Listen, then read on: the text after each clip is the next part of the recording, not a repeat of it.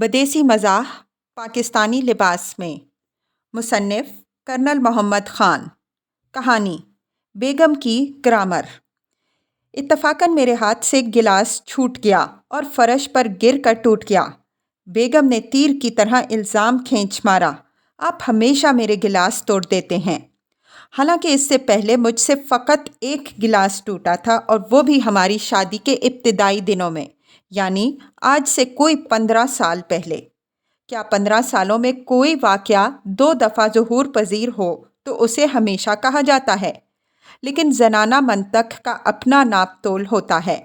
پھر یہ ہمیشگی کا الزام مجھ پر گلاس شکنی کے سلسلے میں ہی عائد نہیں کیا گیا۔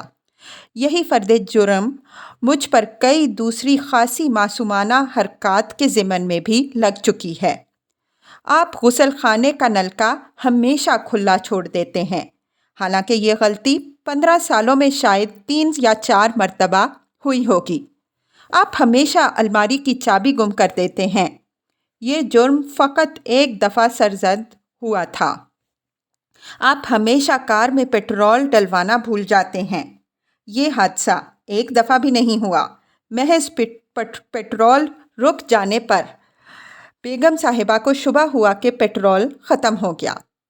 یہ تو ایسا ہی تھا کہ میں بچے کی پیدائش پر ماں بیٹے کو ہسپتال میں دیکھنے جاتا تو کہہ دیتی، جائیے، آپ تو ہمیشہ بچے ہی پیدا کرتے رہتے ہیں۔ حالانکہ سوال صرف ایک دفعہ اور ایک بچے کا تھا۔ لیکن نہیں محترمہ، ہمیشہ کا لفظ محض عادتاً استعمال نہیں کرتی تھیں۔ ایسا ہوتا تو چند ایسے مواقع بھی ہیں جہاں یہ لفظ جائز طور پر استعمال ہو سکتا ہے اور استعمال کرنا چاہیے، مگر مجال ہے جو بیگم صاحبہ اسے نوک زباں پر لائیں۔ مثلاً ہر مہینے پہلی تاریخ کو پوری تنخواہ بیگم کے حوالے کر دیتا ہوں، لیکن آج تک اس شریف زادی کے منہ سے تعریف نہ سہی، الزاماً ہی سہی، یہ نہیں نکلا کہ آپ ہمیشہ تنخواہ لا کر میرے ہاتھ پر رکھ دیتے ہیں، بلکہ اس ضمن میں کچھ فرماتی ہیں تو یہ کہ خدایا کب مہینہ گزرے گا اور چند ٹکوں کا منہ دیکھنے کو ملے گا۔ اسی طرح میرا معمول رہا کہ بیگم کو ہر ہفتہ ایک نئی فلم دکھانے سنیما لے جاتا ہوں، مگر مجال ہے جو اس ہمیشگی کا انہیں خیال تک آیا ہو، بلکہ الٹی شکایت کرتی ہیں، ہائے، فلم دیکھے پورا ہفتہ ہونے کو ہے۔ خدا جانے اس موضوع پر اپنے مرغوب لفظ ہمیشہ کو کیسے پی جاتی ہیں۔ اگلے روز ہم اسلام آباد میں ایک دوست کو ملنے گئے۔ اسلام آباد میں پہلی مرتبہ مکان آسانی سے نہیں ڈھونڈا جا سکتا، چنانچہ مکان تلاش کرتے ہوئے کچھ وقت گزر گیا تو بیگم صاحبہ نے حسب عادت فتویٰ دیا، عجیب بات ہے، آپ ہمیشہ راستہ بھول جاتے ہیں۔ مجھ سے رہا نہ گیا، میں نے پوچھا، کیا کہا، ہمیشہ؟ ہاں تو اور کیا؟ تو پیاری بیگم صاحبہ، مجھے یہ بتائیے کہ اس سے پہلے 4 مرتبہ کہاں کہاں راستہ بھولا تھا؟ 4 مرتبہ، لفظ 4 پر زور تھا۔ چلو 1 مرتبہ ہی سہی۔ اب مجھے زبانی تھوڑا ہی یاد ہے، تو کیا کوئی تاریخ کی کتاب دیکھنا پڑے گی؟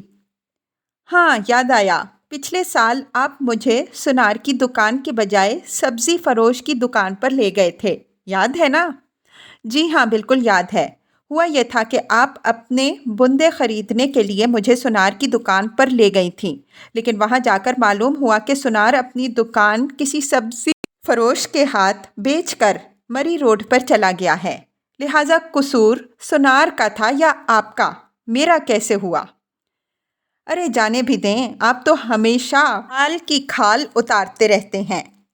لیجئے پھر ہمیشہ، اور جہاں تک کھال اتارنے کا سوال ہے، خدا گواہ ہے کہ کھال اتارنے کی حرکت میں نے زندگی بھر نہیں کی، نہ بال کی اور نہ بکرے کی۔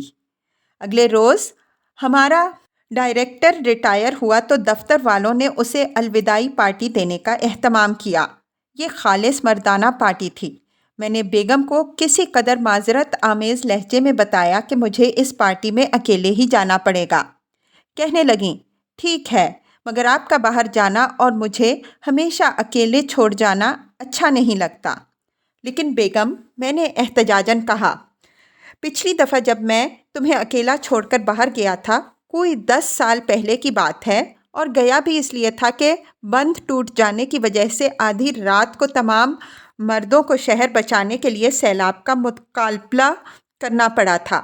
ظاہر ہے اس تقریب میں آپ کی شرکت مناسب نہ ہوتی۔ جواب میں ارشاد ہوا، آپ ہمیشہ کوئی نہ کوئی بہانہ ڈھونڈ لیتے ہیں۔ دیکھا آپ نے، پھر بہانہ۔ اگلے روز ڈرائنگ روم میں بیٹھا سگریٹ پی رہا تھا کہ اتفاقاً تھوڑی سی راکھ قالین پر گر پڑی۔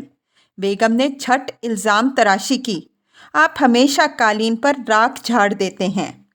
میں نے کہا، کبھی کبھی راکھ گر جانے سے تو مجھے انکار نہیں، لیکن اگر میں ہمیشہ اپنے 40 سگریٹ روزانہ کی راکھ قالین پر جھاڑتا تو گزشتہ 15 سالوں میں اس ڈرائنگ روم میں 15 ضرب 365 ضرب 30 ضرب 50 یعنی 1,09,50,000 گرام یا تقریباً 11 ٹن راکھ کا ڈھیر لگ چکا ہوتا، اور اس صورت میں یہ ڈرائنگ روم کے بجائے کوئلہ سینٹر نظر آتا۔ لیکن بجائے اس کے کہ اپنی غلطی کا احساس کرتے ہوئے کوئی معذرت کرتیں یا سیدھی سادی معافی مانگتیں، کہنے لگے، تو سچ مچ اتنی راکھ جمع ہو جاتی، پھر تو اچھا ہوا میں جوں توں کر کے ہر روز قالین صاف کرتی رہی۔ گویا محترمہ نے 11 ٹن فرضی راکھ ڈھونے کا کریڈٹ بھی اپنی جھولی میں ڈال دیا۔ چند روز ہوئے، دفتر بند ہوا تو میں گھر جانے کی نیت سے کار میں بیٹھا، مگر انجن نے جواب دے دیا۔ ناچار کار کو دفتر ہی میں چھوڑ کر بس سے گھر روانہ ہوا۔ بس سٹاپ پر گھر پہنچا، لیکن جوں ہی اندر قدم رکھا بیگم چلائی، آپ ہمیشہ کیچڑ سے لتھڑے ہوئے جوتے پہنے ڈرائنگ روم میں داخل ہو جاتے ہیں۔ یہ میری پیٹھ پر آخری تنکا تھا۔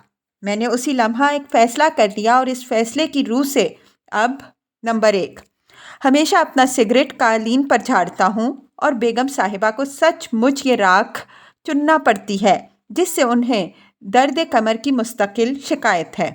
نمبر 2 غسل خانے کا نلکا ہر روز کھلا چھوڑتا ہوں اور بیگم اسے بھاگم بھاگ بند کرتی ہیں۔ نمبر 3 جب بھی بیگم میرے ساتھ کار میں نکلتی ہیں میں ہمیشہ غلط رستے پر ہو لیتا ہوں۔ بیگم چلاتی رہتی ہیں کہ یہ ہے صحیح رستہ، ادھر مڑیے۔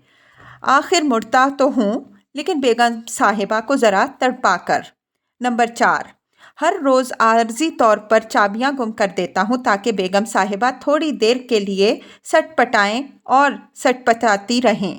نمبر 5 جہاں کہیں کیچڑ ملے جوتوں پر مل کر ڈرائنگ روم میں آ جاتا ہوں۔ بیگم پاؤں پڑتی ہیں کہ خدارا ایسا نہ کیجیے۔ میں تھوڑی دیر کے لیے آنکھیں بند کر کے لطف اٹھاتا ہوں۔